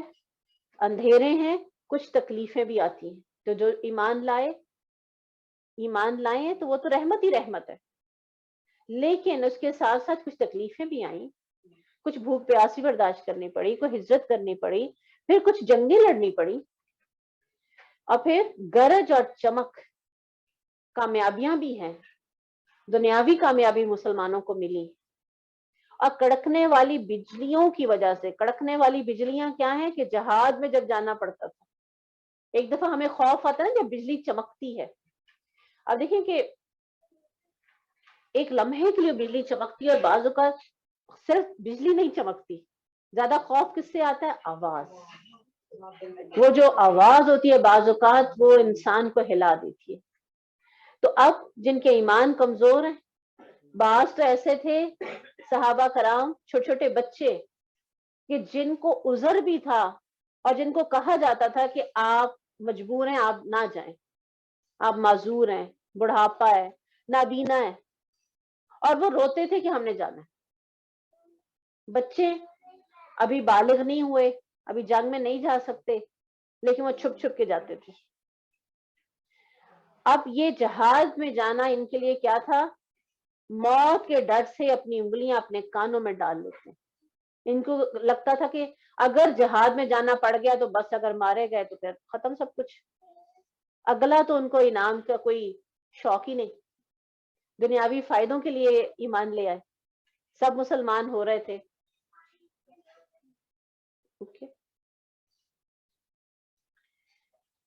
اللہ کافروں کو گھیرنے والا ہے، واللہ محیط بالکافرین، چاروں طرف سے۔ اب بعض اوقات ہوتا ہے نا، پولیس نے کسی گھر کو گھیرے میں لیا ہوا ہے، پولیس ذرا دور دور بیٹھی ہے، گھر والوں کو نہیں پتا، لیکن وہ گھیرے میں ہے۔ جب وہ اعلان ہوتا ہے، وہ ایک دفعہ پکڑتا ہے کوئی پولیس آفیسر، وہ اعلان کرتا ہے باہر نہ نکلنا، ہم نے تمہارا پورا گھر کو اپنے محاصرے میں لے رکھا، پھر وہ ڈرتا ہے۔ آج کافر جہاں مرضی پہنچ جائیں، اللہ سبحانہ تعالیٰ کیا کہتے ہیں؟ وہ ہمارے حساب سے باہر نہیں جا سکتے۔ بجلی قریب ہے ان کی نگاہیں اچک لے، جب کبھی وہ ان کے لیے روشنی کرتی ہے اس میں چل پڑتے ہیں، جب ان پر اندھیرا کرتی ہے کھڑے ہو جاتے ہیں۔ روشنی کرتی ہے، کامیابیاں نظر آتی ہیں، فائدے نظر آتے ہیں، مال غنیمت آ رہا ہے، عہدے مل رہے ہیں، تو بھاگ کے آتے تھے، کہ ہم بھی مسلمان ہیں. جہاں کوئی مشکل پیش آ گئی وہاں پہ پیچھے ہٹ گئے. جیسے ایک نالائق اسٹوڈنٹ ہوتا ہے نا کلاس میں، جب ٹیچر کہتی ہے کہ لاؤ اپنا کام لاؤ، تو وہ پیچھے چھپنے کی کوشش کرتا ہے کہ ٹیچر کو میں نظر ہی نہ ہوں، میری شکل ہی نہ دیکھ سکے. اللہ تو ان کے دلوں کو جانتا تھا، اللہ ان کی نیتوں کو جانتا تھا. تو جیسے اندھیرا ہوتا ہے کوئی مشکل آتی ہے کھڑے ہو جاتے ہیں. اگر اللہ چاہتا تو ضرور ان کی سماعت اور ان کی نگاہیں لے جاتا. بے شک اللہ ہر چیز پر پوری طرح قادر ہے.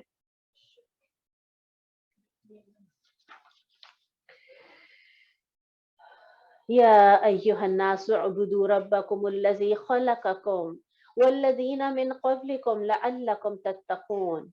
اب یہاں پہ تمام لوگوں کو دعوت ہے، چاہے وہ کسی بھی دین سے تعلق رکھتے ہیں. اپنے رب کی عبادت کرو جس نے تمہیں پیدا کیا اور ان لوگوں کو جو تم سے پہلے تھے تاکہ تم بچ جاؤ. جس نے تمہارے لیے زمین کو بچھونا اور آسمان کو ایک چھت بنایا اور آسمان سے کچھ پانی اتارا، پھر اس کے ساتھ کئی طرح کے پھل تمہاری روزی کے لیے پیدا کیے. بس اللہ کے لیے کسی قسم کے شریک نہ بناؤ. دنیا کی ضرورتیں وہ رب پوری کر رہا ہے، ہر نعمت ہمارے مانگے بغیر عطا کر رہا ہے.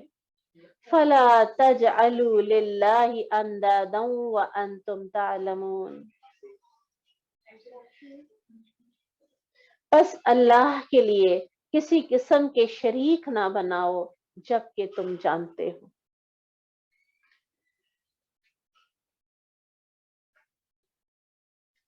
اگر تم اس کے بارے میں کسی شک میں ہو جو ہم نے اپنے بندے پر اتارا ہے تو اس کی مثل ایک صورت لے آؤ. اللہ کے سوا اپنے حمایتی بلا لو اگر تم سچے ہو. پھر اگر تم نے ایسا نہ کیا فَإِن لَمْ تَفْعَلُوا لَا رَيْبَ فِيهِ، شروع میں کہہ دیا گیا اس میں کوئی شک نہیں. اور اللہ سبحانہ تعالیٰ کیا کہتے ہیں کہ تم ایسا اگر تم نے نہ کیا تم ایسا ہرگز نہ کر سکو گے. وَلَن تَفْعَلُوا فَاتَّقُوا النَّارَ الَّتِي وَقُودُهَا النَّاسُ وَالْحِجَارَةُ. آگ سے بچ جاؤ جن کا ایندھن انسان اور پتھر ہے. اب دیکھیں دنیا کی آگ اگر انسان بیچ میں گر جائے تو وہ اس کا باڈی میں کیونکہ 70% واٹر ہے تو جب بلڈ باہر نکلتا ہے تو وہ آہستہ آہستہ بجھنے لگتی ہے. لیکن وہاں پر آگ مزید بھڑکائی جائے گی انسانوں کے ساتھ اور پتھروں کے ساتھ. پتھر عام پتھر نہیں ہوں گے. دنیا کے پتھر تو آگ کو بجھاتے ہیں، یہ کون سے پتھر؟ یہ گندھک کے پتھر ہوں گے جو آگ کو مزید بھڑکائیں گے.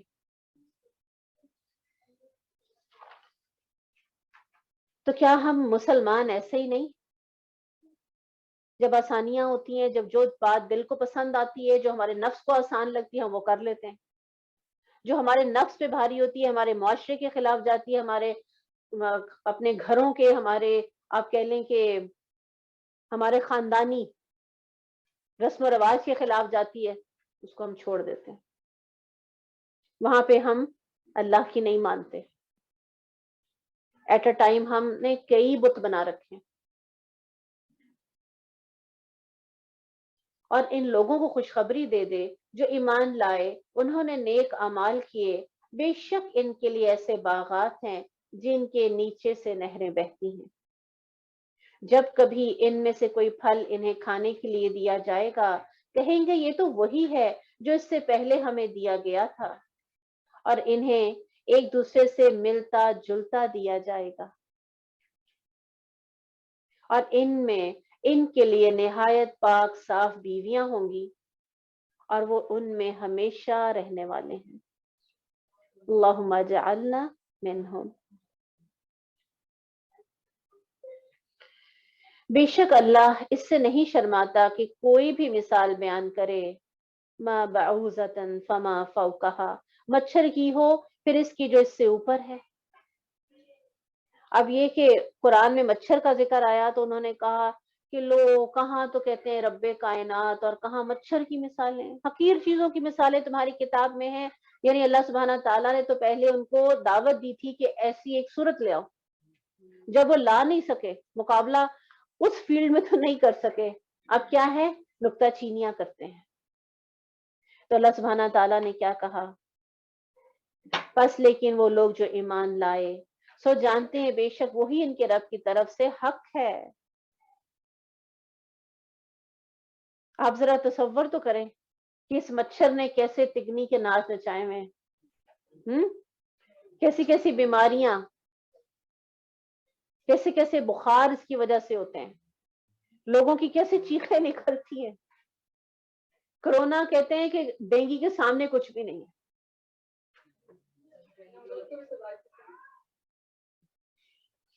تو اس لیے کئی طرح کے بخار ہیں. ملیریا تو چلیں، پہلے آپ کو پتا ہے کہ اس سے لاکھوں کی تعداد میں دنیا مرتی تھی جب تک کہ کنین ایجاد نہیں ہوئی تھی.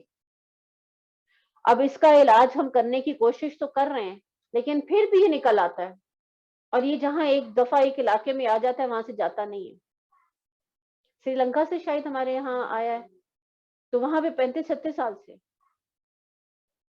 جہاں ہم سے غفلت ہوگی، جہاں موسم چینج ہوگا، ماحول، اور آپ دیکھ لیں کہ اتنی ٹھنڈ، اتنی سردی میں بھی اس کے انڈے خراب نہیں ہو رہے. کیسے وہ انجیکٹ کر دیتا ہے،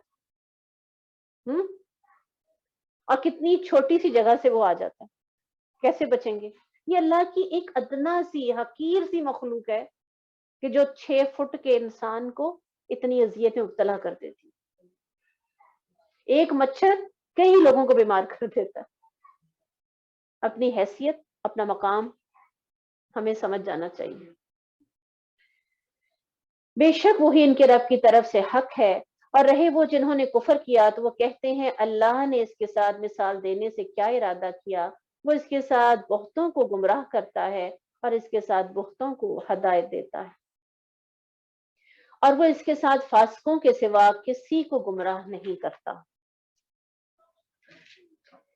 جو لوگ اللہ کے عہد کو اس کے پختہ کرنے کے بعد توڑ دیتے ہیں، اس چیز کو قطع کرتے ہیں جس کے متعلق اللہ نے حکم دیا اسے ملایا جائے، اور زمین میں فساد کرتے ہیں، یہی لوگ خسارہ اٹھانے والے ہیں. تم کیسے اللہ کے ساتھ کفر کرتے ہو حالانکہ تم بے جان تھے، اس نے تمہیں زندگی بخشی، پھر وہ تمہیں موت دے گا، پھر وہ تمہیں زندہ کرے گا، پھر تم اسی کی طرف لوٹائے جاؤ گے. وہی ہے جس نے زمین میں جو کچھ ہے تمہارے لیے پیدا کیا. سبحان هو الذی خلق لکم ما فی الارض جمیعا، سب کا سب کس کے لیے پیدا کیا؟ انسان کے لیے. بڑے بڑے جو جانور ہیں وہ بھی ہمارے لیے، بڑے بڑے درخت وہ بھی ہمارے لیے، یہ زمین آسمان، یہ سورج چاند، یہ سب ہماری خدمت پہ مامور ہیں. پھر آسمان کی طرف متوجہ ہوا، پس انہیں درست کر کے 7 آسمان بنا دیا. وہ ہر چیز کو خوب جاننے والا ہے. دبا کے رکھیں، پریس کریں.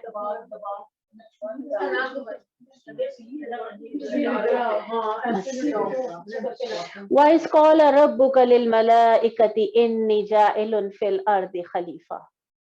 اب آ جائیے اس طرف کہ پیدا کیوں کیا تھا ہمیں. پہلے تو سب کچھ گنوا دیا نا. اللہ سبحانہ تعالیٰ کیا کہتے ہیں، جب تیرے رب نے فرشتوں سے کہا بے شک میں زمین میں ایک جانشین بنانے والا ہوں، انہوں نے کہا کیا تو اس میں اس کو بنائے گا جو زمین میں فساد کرے گا اور بہت خون بہائے گا. وَنَحْنُ نُسَبِّحُ بِحَمْدِكَ وَنُقَدِّسُ لَكَ، ہم تو تیری تعریف کے ساتھ ہر عیب سے پاک ہونا بیان کرتے ہیں. اے اللہ کیا تجھے ہماری تعریف پسند نہیں آئی؟ ہم تو ہر وقت تیری تسبیح کرتے ہیں، کبھی تیری نافرمانی نہیں کی. ایک اور مخلوق کو پیدا کرنے کی کیا ضرورت تھی؟ فرمایا بے شک قال انی اعلم ما لا تعلمون، بے شک میں جانتا ہوں تم نہیں جانتے، اور آدم کو سب نام سکھا دیے، پھر ان کو فرشتوں کے سامنے پیش کیا، پھر فرمایا مجھے ان کے نام بتاؤ اگر تم سچے ہو۔ انہوں نے کہا تو پاک ہے، لا علم لنا الا ما علمتنا، ہم تو اتنا ہی جانتے ہیں جتنا تو نے ہمیں علم دے دیا۔ یہ کس نے کہا؟ فرشتوں نے۔ انک انت العلیم الحکیم، بے شک تو ہی سب کچھ جاننے والا اور کمال حکمت والا ہے۔ فرمایا اے آدم انہیں ان کے نام بتا، تو جب اس نے انہیں ان کے نام بتا دیے، فرمایا کیا میں نے تمہیں کہا نہیں تھا، بے شک میں ہی آسمانوں اور زمین کی پوشیدہ چیزیں جانتا ہوں، اور جانتا ہوں جو کچھ تم ظاہر کرتے ہو اور جو کچھ تم چھپاتے ہو۔ تو پھر اس سے کیا پتا چلا کہ اللہ سبحانہ و تعالی نے علم سکھایا تھا، دنیا کی چیزوں کے نام سکھائے تھے۔ فرشتے ان کی مختلف فیلڈز ہیں، اللہ سبحانہ تعالیٰ نے ان کو جس چیز سے مقرر کر دیا بس وہ وہی ہے۔ ایک انسان ہی ایسی مخلوق ہے کہ جس میں اللہ سبحانہ تعالیٰ نے اتنی کوالٹیز رکھ چھوڑی ہیں کہ وہ جو کرنا چاہے وہ کر لیتا۔ تو پھر دنیا کے علم بھی حاصل کریں اور دین کا علم بھی حاصل کریں۔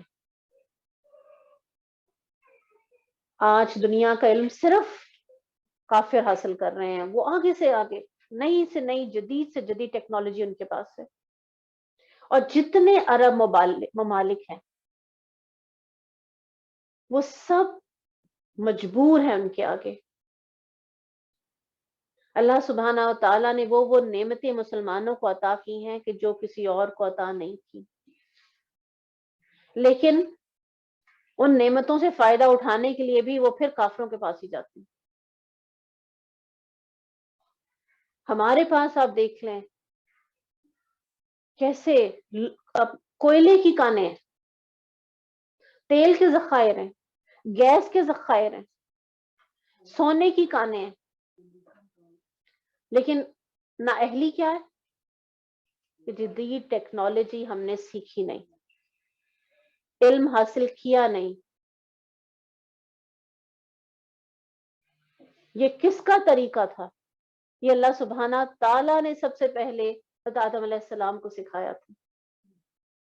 جدید ٹیکنالوجی سیکھنی سکھانی ہمارے لیے ضروری ہے۔ آج ہم سمجھتے ہیں کہ یہ دنیا کا کام کرے گا یہ بچہ، اور یہ بچہ دنیا میں چلتا نہیں، بالکل نکارا ہے، اسکول میں پڑھ نہیں سکتا، چلو اس کو حفظ کرا دیتے ہیں، چلو اور کچھ بن نہ سکے قاری بن جائے گا۔ سب سے نکارا بچے کو دین کی طرف لاتے ہیں۔ جو دنیا کا علم حاصل کر رہے ہیں وہ بھی کوئی بڑا مقصد نہیں ہے، وہ بھی یہی ہے کہ کسی اچھی جگہ پہ پہنچ جائے، اس کی زندگی بن جائے۔ اس امت کے طور پہ ہم نہیں سوچ رہے۔ تو پھر اللہ سبحانہ تعالیٰ کیا کہتے ہیں؟ جب ہم نے فرشتوں سے کہا آدم کو سجدہ کرو تو انہوں نے سجدہ کیا، مگر ابلیس ابا واستکبر، اس نے انکار بھی کیا اور تکبر بھی کیا۔ اب آپ دیکھیں بدقسمت ابلیس، جو جانتا اللہ نے پیدا کیا، جو جنت کو دیکھ رہا ہے، حضرت آدم کو دیکھ رہا ہے کہ جب ان کا خمیر اکٹھا کیا گیا، وہ دیکھ رہا ہے سب کچھ، اس کے باوجود اللہ سبحانہ تعالیٰ کے حکم کو چھوڑ رہا ہے، انکار کر رہا ہے، تکبر کر رہا ہے۔ آج ہم بھی کہتے ہیں ہمارا رب اللہ ہے، اللہ کے پاس ہی جانا ہے، یقین ہے، لیکن بڑے ہی آرام سے اللہ کے احکامات کو ہم پسے پش ڈال دیتے ہیں۔ ہر مسلمان کو پتا ہے کیا حلال ہے کیا حرام ہے، لیکن کتنے ہیں جو بچ پا رہے ہیں؟ کس کا حکم مان رہے ہیں؟ جتنے 7 بڑے گناہ ہیں وہ جنت میں نہیں جا سکتے۔ وہ سب کے سب آج عام ہو چکے ہیں. قتل کرنا کتنا عام ہو گیا، جادو کرنا کتنا عام ہو گیا، شرک سب سے پہلے نمبر پہ وہ کتنا عام ہے، بھولی بھالی عورتوں پہ تہمت لگانا. تو آپ دیکھیں کہ یہ سب کس کے کہنے پہ کر رہے ہیں؟ شیطان. شیطان ہی جو کروا رہے ہیں. سود کھانا یہ بھی کبیرہ گناہ ہے. بھولی بھالی عورتوں پہ الزام لگانا یہ بھی کبیرہ گناہ ہے.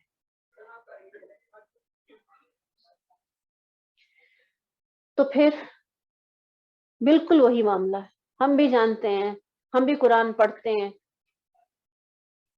ہر چیز پہ بلیف ہے، لیکن اس کے باوجود ہم پھٹک جاتے ہیں. فرق کہاں سے آئے گا؟ ہم سے غلطیاں ہوں گی لیکن ریئیکشن میں فرق ہوگا. اس نے انکار بھی کیا، تکبر بھی کیا. ہم سے غلطی ہوگی، ہم فوراً اپنے رب کے آگے جھک جائیں گے، ہم معافی مانگ لیں گے، ہم اس کو منا لیں گے، ہم اس کام کو چھوڑ دیں گے. وہ بھول جائے گا. وہ بار بار دنیا والے نہیں چھوڑتے، وہ پرانی باتیں پھر یاد کراتے ہیں، اللہ ذکر نہیں کرتا. وَكَانَ مِنَ الْكَافِرِينَ، اور کافروں میں سے، اللہ کا انکار کر کے کافروں میں سے ہو گیا. اور ہم نے کہا اے آدم تو اور تیری بیوی جنت میں رہو، دونوں اس میں سے کھاؤ پیو جہاں چاہو، تم دونوں اس درخت کے قریب نہ جانا. وَلَا تَقْرَبَا هَٰذِهِ الشَّجَرَةَ، پوری جنت میں پھرو کھاؤ پیو، صرف ایک درخت ہے. اور اس کو اگر آج ہم سمجھیں بات کو تو بڑا ہی آسان ہے کہ ہر چیز ہمارے لیے حلال ہے. چند مشروب ہیں جو کہا گیا مت پیو، چند گوشت ہیں جو کہا گیا مت کھاؤ، وہ وحشی جانور جو کسی کو شکار کر کے کھاتے ہیں وہ مت کھاؤ، تمہاری صحت پہ اثر ہو جائے گا. سور کا گوشت مت کھاؤ. کتنی قسم کے گوشت ہیں جو حلال ہیں. خشکی سے بھی کھلایا، تری میں سے بھی کھلایا، ہماری خوراک کا انتظام وہاں بھی رکھا. کتنی نعمتیں ہیں اللہ سبحانہ تعالیٰ نے ہمیں عطا فرمائی، کتنے سبزیوں کی اقسام، کتنے پھلوں کی اقسام، کتنے فروٹس کی اقسام. لیکن انسان نے پھر وہی کیا، شراب بنائی. تورات میں آج بھی لکھا ہوا ہے کہ سود مت کھاؤ. یہ جتنا بینکنگ کا نظام ہے یہ ان لوگوں نے تو شروع کیا ہے. سود کا نظام سب کا سب کس کے ہاتھ میں؟ یہودیوں کے ہاتھ میں ہے. ان کی تورات میں لکھا ہوا ہے سود مت کھاؤ، ہماری کتابوں میں لکھا ہوا ہے، لیکن کتنا کثرت سے استعمال ہو رہا ہے، کتنا عام ہو گیا ہے. کوئی بھی نوکری ہمارے بچے پاکستان میں رہ کر کریں گے نا، انشورنس ہے جی، وہ سب سود کی ہی تو شکل ہے. میڈیکل بھی انشورنس پہ ہو رہا ہے، گاڑی بھی اگر دی ہے تو وہ بھی انشورنس پہ ہے. باہر کے ملکوں پہ نہیں ہوتا، اب سب کچھ ہمارے ملک میں ہونے لگا. ایک اسلامی جمہوریہ ملک میں رہ کے ہمیں اپنے ایمان بچانے مشکل ہو جاتے ہیں. وَكَانَ مِنَ الْكَافِرِينَ، اور وہ کافروں میں سے ہو گیا. اچھا تم دونوں اس درخت کے قریب نہ جانا ورنہ تم دونوں ظالموں میں سے ہو جاؤ گے. اب آپ دیکھیں یہاں پہ تو اس کا ذکر نہیں ہے، لیکن شیطان نے کیا کہا تھا؟ سورۃ طٰہٰ میں اس کا ذکر آتا ہے کہ شیطان نے کیا کہا تھا کہ تم کہیں فرشتے نہ بن جاؤ، میں تمہیں ایسا درخت دکھاتا ہوں وہ کھا لو گے تو تم ہمیشہ زندہ رہو گے، کبھی موت نہیں آئے گی. اور آدم علیہ السلام اس کی باتوں میں آ گئے.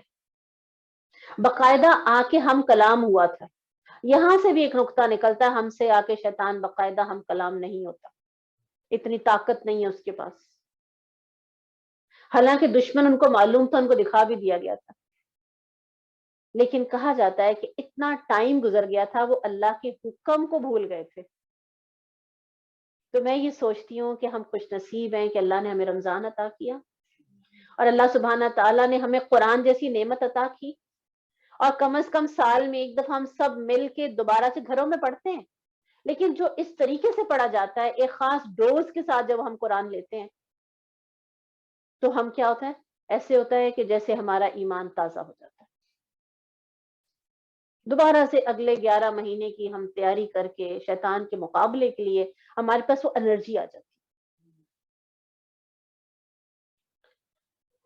تو شیطان نے ان دونوں کو پھسلا دیا، ایک پھل کھایا اور ناراض ہو گئے اللہ، اسے تو سجدے سے انکار کیا تھا، اللہ تعالیٰ ناراض ہو گئے، انہوں نے معافی مانگی، معاف تو کر دیا لیکن کہا اب یہاں نہیں ٹھہر سکتے،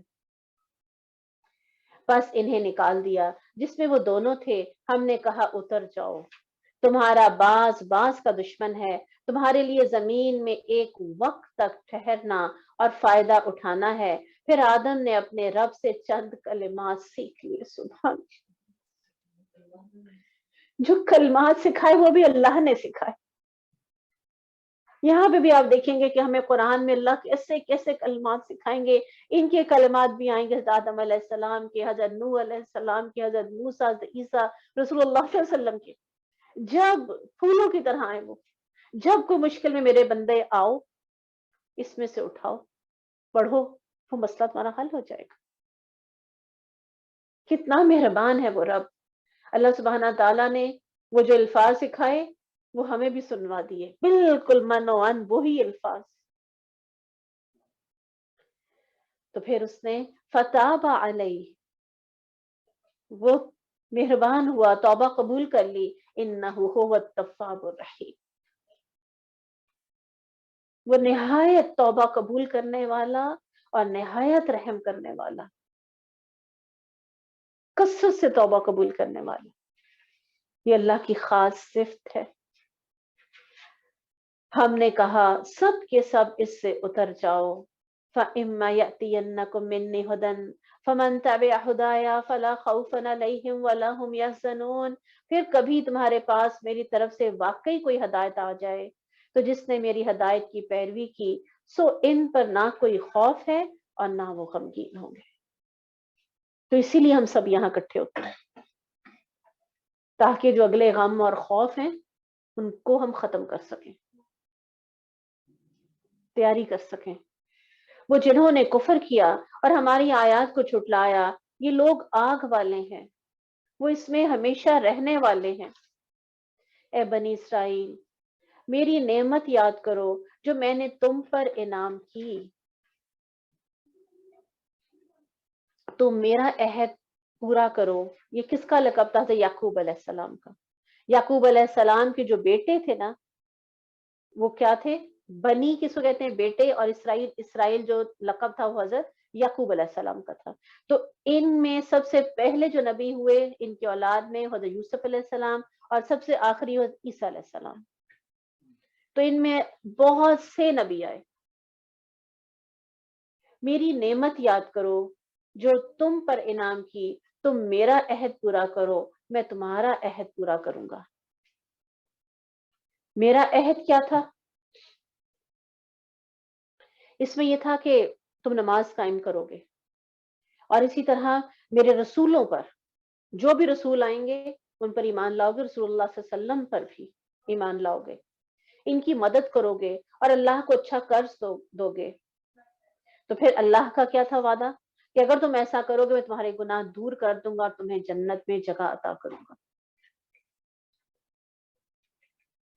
میں تمہارا عہد پورا کروں گا اور صرف مجھی سے بس ڈرو، اور اس پر ایمان لاؤ جو اس نے اتارا ہے، اس کی تصدیق کرنے والا ہے جو تمہارے پاس ہے۔ تم سب سے پہلے اس کے کفر کرنے والے نہ بنو۔ اب یہ کس کو کہا جا رہا ہے؟ بنی اسرائیل کو، قرآن کے بارے میں، کہ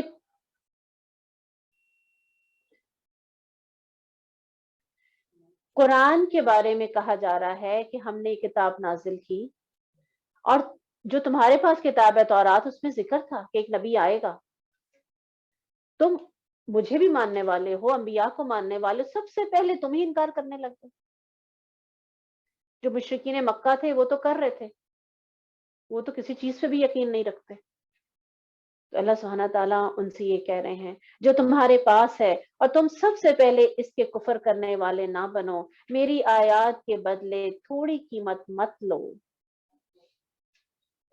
سمنن قلیلن، قرآن میں آتا ہے نا متاع الدنیا قلیل، جتنی بھی وہ قیمت لے رہے ہوں گے وہ کیا ہے، وہ کم ہی ہے. لوگوں سے پیسے لیتے تھے، آیات بدل دیتے تھے، بیٹھتے تھے آپس میں ڈسکشن کرتے تھے کہ ہمارا خیال اب یہ آیت بدل جانی چاہیے. آج کے دور میں اس پہ عمل نہیں کیا جا سکتا. ہر سال آج بھی ایسا انجیل کے بارے میں آج بھی اسی طرح کرتے ہیں وہ لوگ، کرتے کرتے کرتے آیات جو ہے نا ختم ہو چکی ہیں، صرف 2-4 آیات ہیں جو اللہ سبحانہ تعالیٰ نے نازل کی ہیں، سب چینج ہو چکا ہے. اور حق کو باطل کے ساتھ خلط ملط نہ کرو اور نہ حق کو چھپاؤ جب کہ تم جانتے ہو. یعنی کہتے ہیں نا کہ اپنے بیٹوں سے زیادہ جانتے تھے رسول اللہ صلی اللہ علیہ وسلم کو، تمام علامات پہچان گئے تھے، ایک ایک چیز اللہ سبحانہ تعالیٰ نے بتا دی تھی کہ وہ کس نسل سے آئیں گے، سب پہچانتے تھے.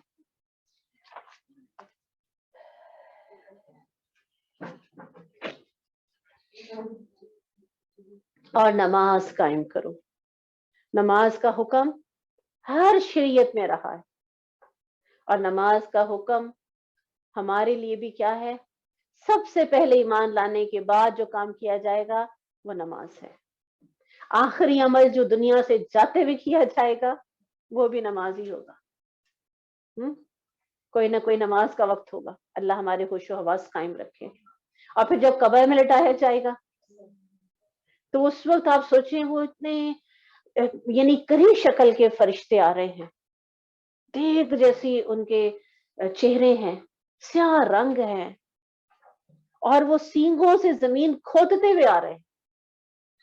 اور اس وقت آ کے وہ سوال کر رہے ہیں من ربو کا، اٹھا کے بٹھا دیے، قبر میں پہنچ گئے، ایک بالکل نئی جگہ ہے، نئی زندگی. اور وہ کیا کہہ رہے ہیں، ان کو سورج غروب ہوتا ہوا دکھایا جائے گا. یہ بھی امتحان ہوگا نا کہ غروب ہوتا ہوا دکھایا جا رہا ہے، اور وہ فوراً کہیں گے ہٹو ہٹو سورج غروب ہونے لگا، ہماری نماز رہتی ہے. گھر والے بھول چکے ہیں نمازوں کو. وہ کہتے ہیں کہ بس اب تو ہماری معافی ہو گئی، ہمارے تو گھر میں مرگ ہو گئی ہے. جو قبر میں چلا گیا جو نمازی تھا وہ اس کو وہاں بھی یاد. اور کوئی خوف نہیں، سب سے بڑی بات یہ کانفیڈنس لیول دیکھیں اس کا، کوئی خوف نہیں، کوئی ڈر نہیں.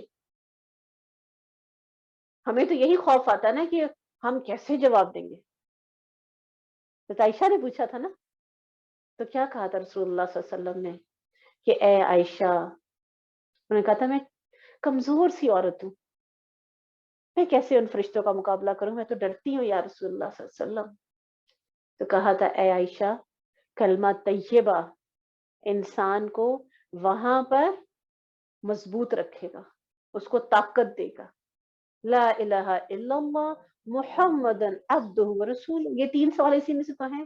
اللہ کون ہے، زندگی کس کے مطابق گزار رہے ہو، سیرت کے مطابق، اور پھر کون سا دین بن گیا، اسلام.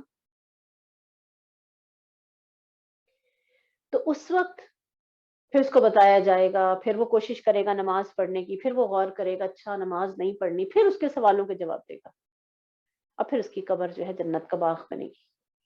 یہ مومن کا معاملہ ہے، کافر کا معاملہ بالکل ڈفرینٹ ہوگا.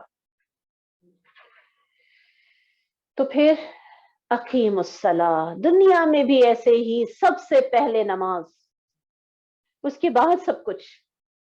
وآتوا الزکاۃ، مال جو اللہ نے دیا اس میں سے زکوٰۃ نکالو. وَارْكَعُوا مَعَ الرَّاكِعِينَ، اور رکوع کرنے والوں کے ساتھ رکوع کرو. با جماعت نماز کی طرف بھی اشارہ ہے. اَتَأْمُرُونَ النَّاسَ بِالْبِرِّ وَتَنْسَوْنَ أَنفُسَكُمْ، ابھی کن سے کہا جا رہا ہے، بنی اسرائیل سے کہا جا رہا ہے. یہ سب کچھ ان کو حکم دیا جا رہا ہے، کیا تم لوگوں کو نیکی کا حکم دیتے ہو اور اپنے آپ کو بھول جاتے ہو. وَأَنْتُمْ تَتْلُونَ الْكِتَابَ، حالانکہ تم کتاب پڑھتے ہو. أَفَلَا تَعْقِلُونَ، کیا تم نہیں سمجھتے.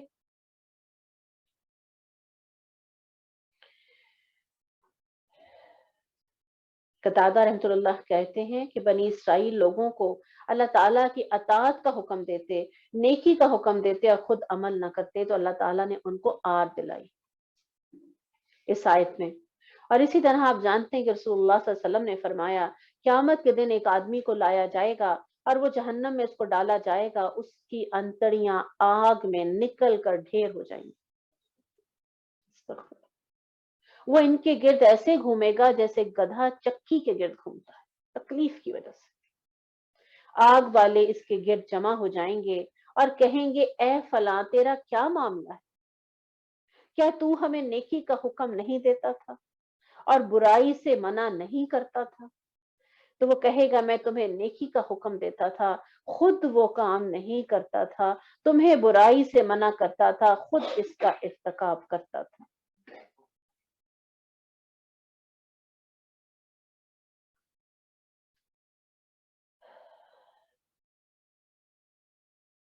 وَاسْتَعِینُوا بِالصَّبْرِ وَالصَّلَاةِ، زندگی میں مشکلات آئیں گی، کرنا کیا ہے؟ نماز چھوڑ نہیں دینی، صبر کے ساتھ اللہ سے مدد مانگو نماز پڑھ کے، نماز نہیں چھوڑنی۔ ہمارے ہاں تو سب سے پہلے نماز چھوڑی جاتی، کوئی ہاسپٹل میں چلا گیا تو اب یہاں پہ کیسے ہم نماز پڑھیں، ہمیں شک ہوتا ہے، ہمیں لگتا ہے ہمارے کپڑے صاف نہیں ہیں، ہمیں لگتا ہے وضو کا جو یہاں پہ انتظام ہے وہ صحیح نہیں ہے۔ شک چھوڑ دیں، اس نے ہماری کوشش دیکھنی ہے۔ اور اس کے علاوہ زندگی میں جب بھی کوئی مشکلات آئیں، صبر 3 قسم کا ہوتا ہے۔ پہلا صبر کون سا ہوتا ہے؟ مصیبت پر صبر، جب بھی کوئی مشکل آئے ہم نے صبر کرنا ہے، کیونکہ بار بار ہمیں اللہ سبحانہ تعالیٰ بتا رہے ہیں کہ میں تو آزماؤں گا۔ دوسرا کون سا ہوتا ہے؟ اللہ تعالیٰ کی اطاعت پر صبر، جو اللہ سبحانہ تعالیٰ نے کہا، جو بھی ہمارے اوپر فرائض ہیں وہ سب کے سب، جتنی بھی عبادات ہیں وہ صبر کے بغیر ہو نہیں سکتی۔ اور تیسرا صبر کیا ہے؟ اللہ کی نافرمانی سے بچنے کا، اس پر بھی صبر کرنا۔ دل چاہ رہا ہے میرا کہ میں جاؤں کسی محفل میں خوب میک اپ کر کے، خوب تیار ہو کے، لیکن میرے رب کا حکم ہے نہیں کرنا۔ کسی نے زیادتی کی ہے، دل چاہتا ہے اس نے 1 سنائی ہے میں 4 سناؤں، لیکن نہیں کرنا کیونکہ میرے رب کا حکم ہے۔ تو یہ بھی صبر ہے۔ وَاسْتَعِینُوا بِالصَّبْرِ وَالصَّلَاةِ، رسول اللہ صلی اللہ علیہ وسلم کو جب بھی کوئی مشکل پیش آتی تھی تو دوڑتے تھے کس کی طرف؟ نماز کی طرف۔ نماز کو کیا کہتے تھے؟ میری آنکھوں کی ٹھنڈک ہے۔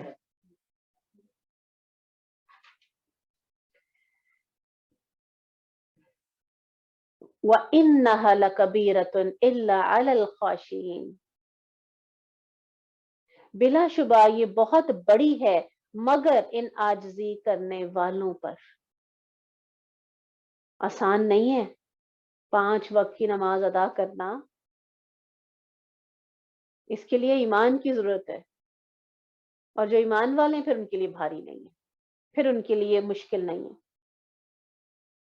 جو یقین رکھتے ہیں بے شک وہ اپنے رب سے ملنے والے ہیں۔ سبحان اللہ۔ یا بنی اسرائیل انہم ملاقو ربہم وانہم الیہ راجعون، بے شک اپنے رب سے ملنے والے ہیں اور بے شک وہ اسی کی طرف لوٹنے والے ہیں۔ یہ کیوں کہا؟ جیسے ابھی قبر کا ذکر آیا، وہاں جا کے فوراً پتہ چل جائے گا، اور پھر حشر میں بھی جب حساب کتاب ہوگا تو سب سے پہلے جو حساب ہوگا وہ کس کا ہوگا؟ وہ نماز کا، وہ نماز کا ہوگا۔ تو کہتے ہیں نا وہ حدیث ہے کہ جس کی نماز ٹھیک نکلی تو سمجھیں کہ اگلے معاملے بھی اللہ سبحانہ تعالیٰ آسان کر دیں گے۔ جس کا پہلا ہی سوال غلط ہو گیا، کمپلسری کوسچن میں اگر وہ فیل ہو گیا پھر آگے مشکل ہو جائے گا۔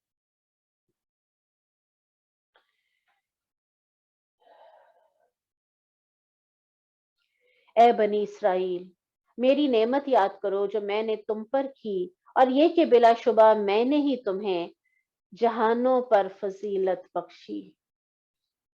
وَأَنِّي فَضَّلْتُكُمْ वत्तकू यौम ला तज़्ज़ी नफ्सन अन नफ्सिन शैआ। कोई कमाल नहीं था कि तुम में इतने अंबिया आए, तुम्हारी अपनी मर्जी से थोड़ी आए, तुम्हारा कोई कमाल नहीं। उस दिन से बचो जब ना कोई जान किसी जान के काम आएगी, ना इससे कोई सिफारिश कबूल की जाएगी, और ना इससे कोई फिदिया लिया जाएगा, और ना इनकी मदद की जाएगी। जब हमने तुम्हें फिरौन की कौम से निजात दी, जो तुम्हें बुरा अजाब देते थे, तुम्हारे बेटों को बुरी तरह ज़िबह करते और तुम्हारी औरतों को जिंदा छोड़ देते थे, और इसमें तुम्हारे रब की तरफ से बहुत बड़ी आजमाइश थी। कोई सख्ती नहीं है, कोई डांट डपट नहीं है। कितने प्यारे अंदाज से समझाया जा रहा है, कि कितने अच्छे अंदाज से समझाया जा रहा है।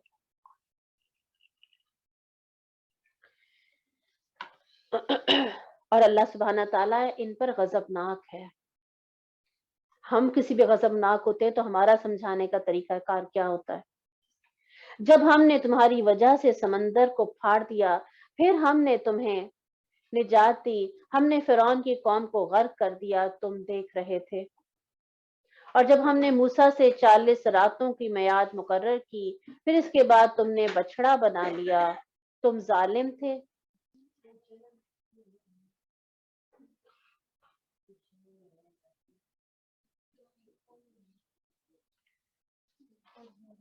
फिर हमने इसके बाद तुम्हें माफ कर दिया कि तुम शुक्र करो। फिर और जब हमने मूसा को किताब और हक को बातिल में फर्क करने वाली चीज अता की, ताकि तुम हदायत पाओ।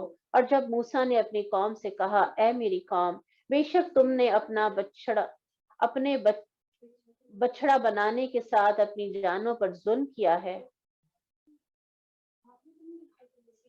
आंटी,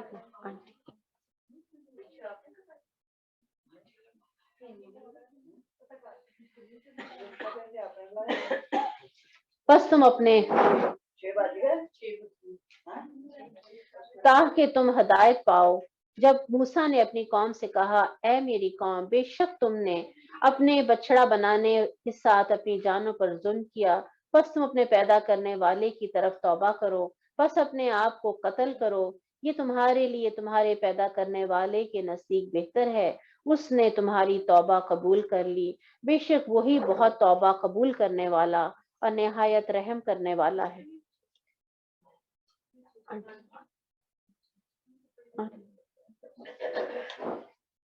अब ये क्या था, इनको क्यों कहा गया था कि अपने आप को कत्ल करो, इनसे कौन सा गुनाह हो गया था? इन्होंने बछड़े की पूजा की थी 40 दिन के लिए। जब हजरत मूसा अलैहिस्सलाम कोहे तूर पर गए थे तौरात लेने के लिए, तो ये सब्र ना कर सके, तो उस वक्त अल्लाह ताला ने क्या कहा, अपने आप को कत्ल करो। वो क्या तरीका था कि जिन लोगों ने शिर्क किया था वो नीचे बैठ गए, और जो दूसरे थे जिन्होंने शिर्क नहीं किया था वो उनके सामने आ गए, और फिर उसके बाद एकदम से अंधेरा हो गया। और फिर इन्होंने, जिन्होंने शिर्क नहीं किया था, इन्होंने उनको कत्ल किया। और फिर जब देखा गया तो 70,000 लोग थे जो कत्ल हो चुके थे। कितनी थी बनी इसराइल, आपको याद है? 6 लाख थे, 6 लाख थे, और सिर्फ 12,000 बचे थे जिन्होंने शिर्क नहीं किया था।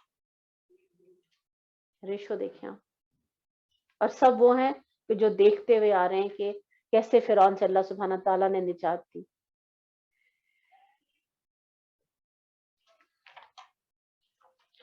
जब तुमने कहा, ए मूसा, हम हरगिज तेरा यकीन ना करेंगे यहाँ तक कि हम अल्लाह को खुल्लम खुल्ला देख लें, तो तुम्हें कड़क ने पकड़ लिया, तुम देख रहे थे। फिर हमने तुम्हें तुम्हारे मरने के बाद जिंदा किया ताकि तुम शुक्र करो। हमने तुम पर बादल का साया किया, हमने तुम पर मन और सलवा उतारा, खाओ इन पाकीज़ा चीजों में से जो हमने तुम्हें दी। मन क्या था? एक मीठी सी चीज, एक हलवा समझ लें। और सलवा क्या था? वो बटेर की तरह के परिंदे थे, इतनी कसरत से आ जाते थे कि आराम से पकड़ते थे और शिकार करते थे। आप जानते हैं कि रेगिस्तान में थे ये लोग, वहां पर ऐसी खुराक का इंतजाम करना, वो परिंदे क्या खाते होंगे रेगिस्तानों में। ये अल्लाह सुब्हाना ताला का उन पर एहसान था। इन पाकीज़ा चीजों में से जो हमने तुम्हें दी हैं, उन्होंने हम पर जुल्म नहीं किया लेकिन वो अपने आप पर जुल्म करने वाले थे। जब हमने कहा इस बस्ती में दाखिल हो जाओ, बस इसमें से खुला खाओ, जहां चाहो दरवाजे में सजदा करते हुए दाखिल हो जाओ और कहो बख्श दे, तो हम तुम्हारी खताएं बख्श देंगे, हम नेकी करने वालों को जल्द ही ज्यादा देंगे।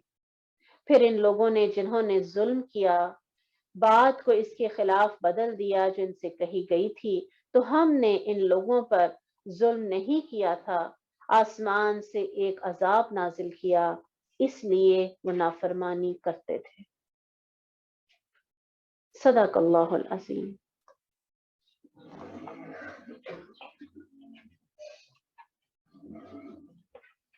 कौन सा टाइम दूं उसको?